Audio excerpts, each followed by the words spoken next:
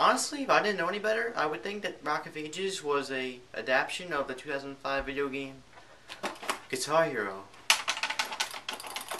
Star power. Shh.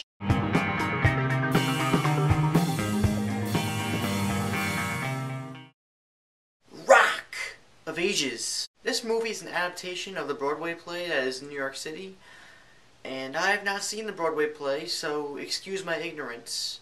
But I'm going to judge this movie based on its own merits. And the story is basically the coming to life of the song by Journey, Don't Stop Believin', where this small town girl takes a midnight train to LA and meets this nice guy who wants to be a rock and roll star. And from there we develop a love story mixed with a couple other subplots. Let's go through the cast of this movie, which, by the way, is packed to the punch. You got Julian Hough. Oh my gosh, he's hot. Diego Boneta, who I'm not really sure where he's from, but he was good in the movie. Russell Brand, Alec Baldwin, Bryan Cranston, who's in like every movie now. Catherine Zeta-Jones, who hasn't been in the movie in a while, and she is still sexy as hell. Malin Akerman. There's so many hot women in this movie. Why? Why do they do this? Mary J. Blige, Paul Giamatti, and of course, the one, only, legendary Tom Cruise. Now, if that sounded like a very simple plot, it's because it is a simple plot. I really enjoyed the hell out of Rock of Ages. But I want to get all the bad out of the way first so I can talk about everything I liked about this movie.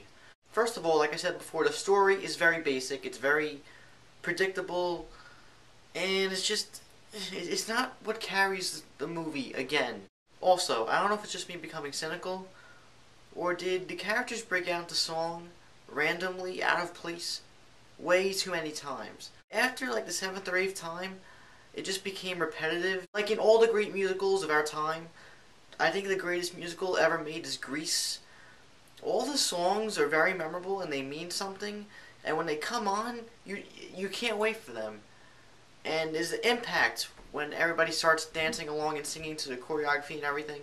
In this movie, I felt the impact at first. With the exception of a couple songs, it lost its pop. Also, it really genuinely felt like a Broadway play. Every scene was literally a setup to a song.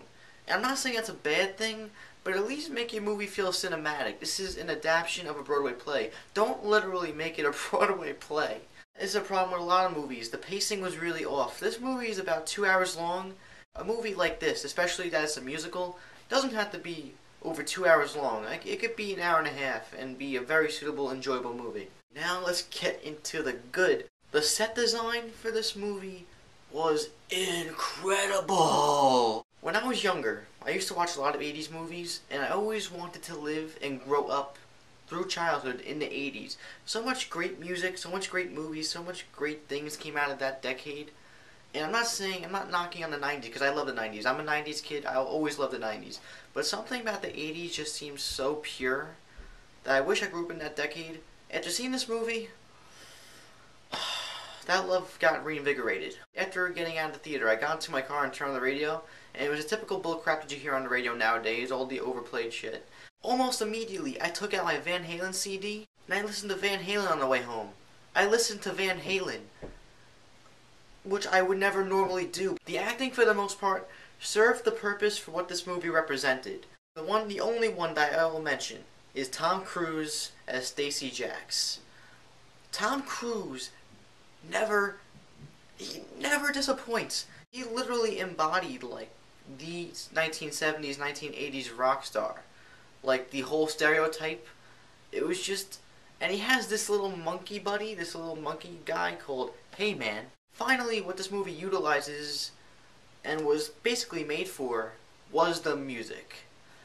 The music in this movie is top notch. This has to be one of the best soundtracks of all time for a movie. You got Bon Jovi, Guns N' Roses, Poison, Def Leppard, Foreigner, Twisted Sister, Journey, like, come on! So even though it has its problems, Rock of Ages is a really solid musical, and Tom Cruise ultimately makes the movie. This is one of the best movies of the year right now that you could bring your friends to and have a ball.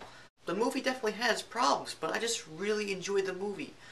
And I'm a big replayability guy. I really think replayability is a factor, like a very vital factor in how good a movie is. If you could watch a movie over and over again after the first time seeing it, it's a good movie. So I'm going to give it 3.5 out of 5 stars. I might end up not liking it as much in a couple days, but I just really enjoyed myself with this movie. If you enjoyed this review and you're looking forward to more, please subscribe right there and like, and then comment down below. If you saw Rock of Ages, what did you think of Rock of Ages? Also, what's your favorite musical? I said, of course, before, Grease. I think Grease is the greatest musical of all time. I'm John from Mothman Jones Reviews. See you next time.